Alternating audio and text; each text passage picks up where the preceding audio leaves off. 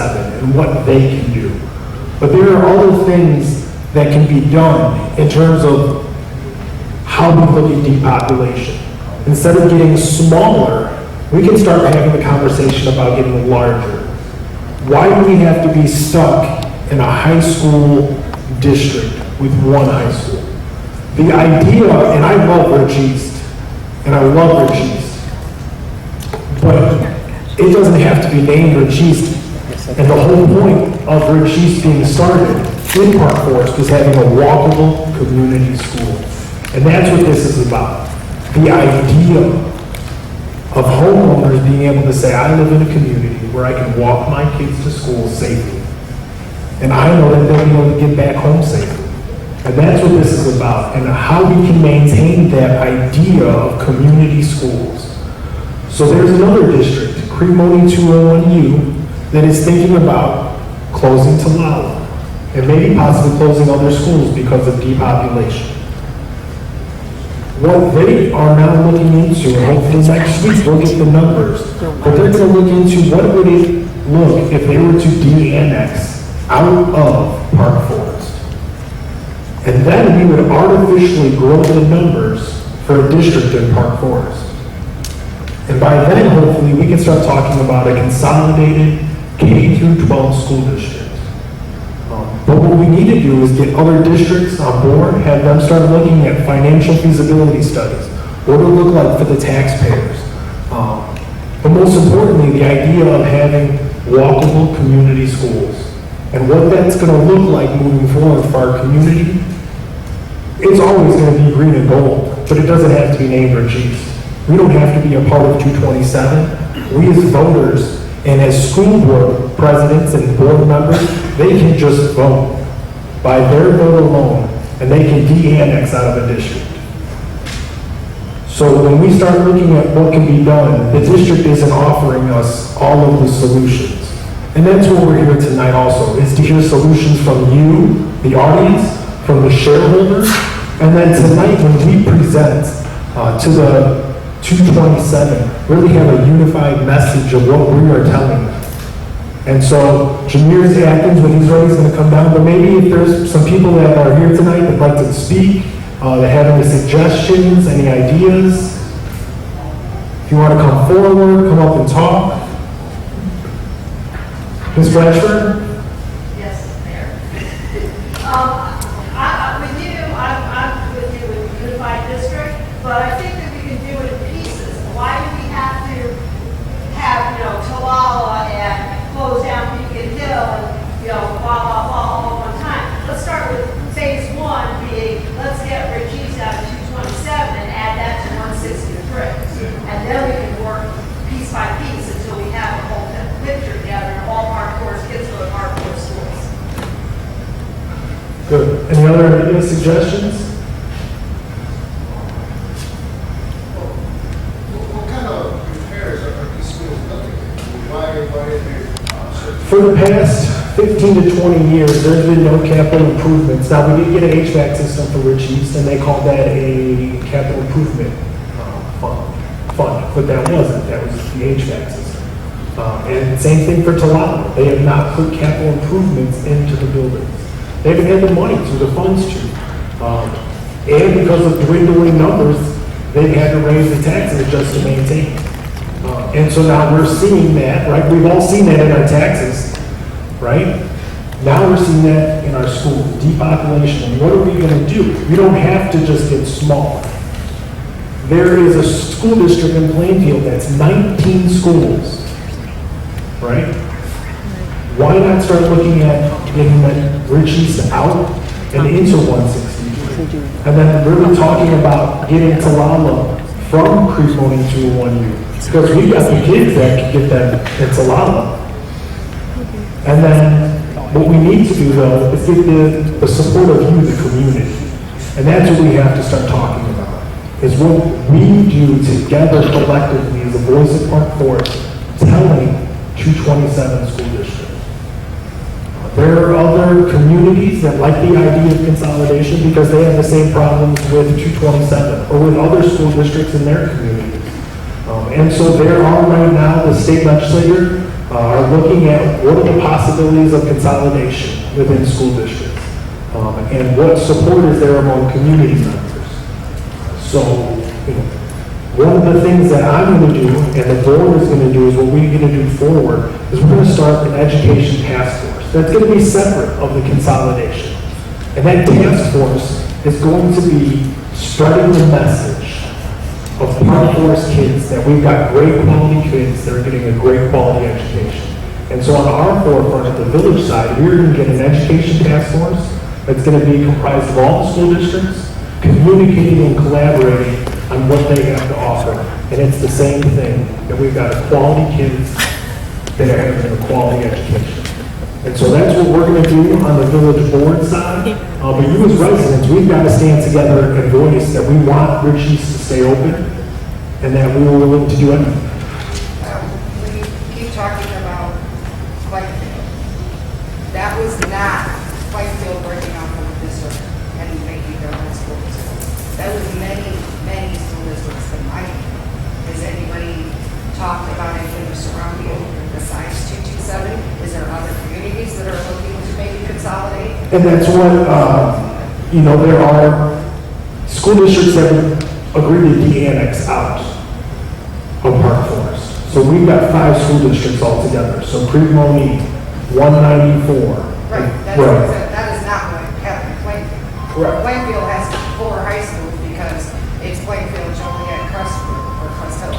All of those. And so that's what we need to know, if that idea is supported among our community members. And then that's what we have to start voicing, is that we want our districts to get larger. That we want them to start consolidating and unifying to create a true K-12 school district. And that way we can provide the college career pathways. As soon as they're in kindergarten, we can start developing career pathways so that by the time they're in high school, 16, they're going to get their certifications, and the village is working directly with them as a unified front of getting grants for our community. When you look at Chicago Heights, their mayor works directly with the school districts so that they're working together on grants. So they're collaboratively working on grants together with the districts. And so that's what we want to do with the task force. We really get that grant writing task force together. But in terms of the consolidation, that's what we have to start having our school district board members start looking into, and have their districts start doing those studies. Because that's where it'll have to come down. School board member to be. Yes, so I have been looking into this, ever since before the election. The push by the state is to reduce the number of school districts we have in Lincoln. We currently have over 800. Their goal is to reduce that number by 25%. And in doing so, that would mean doing something like Plainfield. Plainfield has like 7 different towns and 2 unincorporated areas, all within their school district. This is a large school district. To do Park Forest only is going against what the state is trying to do. It would have reduced the number of school districts. And also, you have to look at it this way, from the tax point of view. The reason why my tax bill is at 163, which is the school district I'm in and I'm working from.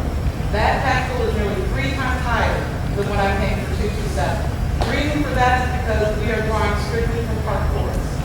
And we do not have the businesses, the sales tax income, outside of the property tax income in Park Forest to sustain a lower. Now, as a district board member, have you done that study for your district yet? I think you know the answer to that, considering I've been on the board for about a month and a half. All right, and that's something that we could look into.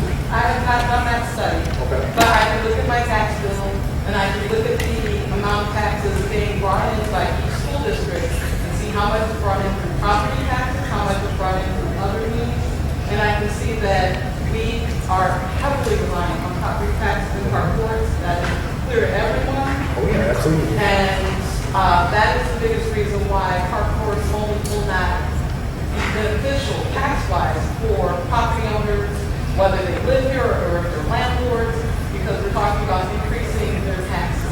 And so then it'd be great if we could have that backed up so that we can show the taxpayers why we need to get even larger, why we need to look even larger, why we need to look at a Rich Township school district, look at a Blue Township school district, and get rid of these small 1-2 school districts. That is the goal ultimately, is that that we need to get larger. And how large we become is up to you right now in Park Forest. Because right now, we're gonna have 2 schools that close. But if we get larger, we will artificially grow those numbers. All right, and so that's what we're gonna try to do, is get 227 to look at, why do you need to close Rachis? Why aren't you looking at getting larger and getting more students in? Especially when we've got school districts that want part of Park Forest out of their school districts. And so if we can get those school districts in and then start looking at a larger, even larger school district, that would be the key. We've got our President Jameer Atkins of the Booster Club. Good evening, everyone. How are you doing this evening? Okay, well, I just want to first thank you on behalf of the Richie's Booster Club, where I currently serve as the president of the Richie's Booster Club, and I am a proud graduate of Richie's, class of 2007. And so we have this monthly meeting every month at the Booster Club. We have it to sit down and talk about ideas to help our school. But here at Richie's, we're a very unique organization here. We operate in 2 capacities. One capacity being as the Booster Club that helps with athletics and activities, and then we also operate as the PTSO for Richie's. So this falls under our PTSO arm. It helps us build a relationship so that we can have these real conversations, because every 4 to 5 years, historically, Richie's is always on the radar. If you live in the community any time, any duration of 5 years, I think it was 2012 was the last time when we heard the same conversation. And so after meeting with my board and talking to them, I said, you know what, let's take this time to get our community out, let them hear options, and let's make sure that Park Forest has the best options. Park Forest is able to speak, and this is only the beginning of a conversation. As many of you know, I heard Mayor Vanderbilt talk about, we had 6 options. They are 5 of the options require a referendum. The 6th options, we've been told that they can allocate and move monies around to make sure that this is a smooth transition to purchase an existing building. This conversation has nothing to do with race. It has nothing to do with dividing us. It is purely on surviving and sustaining economic development in our communities. When we look at the big picture and we look at what we are here to talk about, Park Forest does not have a strong economic development base currently. We have a few small business, no mainstream, none of that good stuff. So what makes Park Forest attractive for people to move in? What makes Park Forest attractive is if you have a school. Now, what will make us even more attractive if we had a school that our test scores presented in the top 10% in the state as opposed to the bottom 10%. So we do have some realities that we have to look at, but if we lose and close the doors of this school for property owners here in Park Forest, I can promise you one thing, your property value will go down and your taxes will continue to go up. And so we have to have a viable option and look at everything across the board and say, what is the best option for us as Park Forest community stakeholders? So what I've done tonight, and we have a very, because they are coming at 6 o'clock, but we're trying to make this work before so you get a little information, and then we are going to pass around a sign-in sheet. I need everyone, because it doesn't stop here today. We have something coming in the 9th, and we have some more stuff coming up. So for tonight, I have Mr. Steve Scott. No, Steve Cook. I gave him a new last name. We have some parents from School District 161. School District 161 around about 8 years ago went through a very, very quick transition where their school was closed in 90 days. They understand, they've been where we've been, and they come along and say, hey, you know what? We're going to come and provide our history and our information and our resources to you. So if we do decide to go to one campus, it needs to be in Rich Township. We need to build in our community, keep money in our community. And then the other part is they're going to talk about unification and the process. Now this is the first step that we'll start today. The next step will be, we will be reaching out, Mr. P is here from 163 and Mr. White from 163. We will be reaching out to our feeder elementary school districts because we had a conversation with Illinois State Board of Ed, and they said the first step to getting consolidation and unification and getting information out and having someone from the state is that we have to have a district, feeder or 227, say that we would look at those options. So we're working it from there, and I'm not going to make it long because I know the presentation is about 15 minutes, And so that'll put us at about 5:35. We'll have a couple more questions afterwards, if there's anything after the information you present. And then, call your friends, take out your phone, text your friends, tell them, get here, you still got time. So this is the meeting where we're gonna talk about tonight. And then at 6 o'clock, Dr. Thomas and his administrative team will be here to talk about facility options for us as a district. So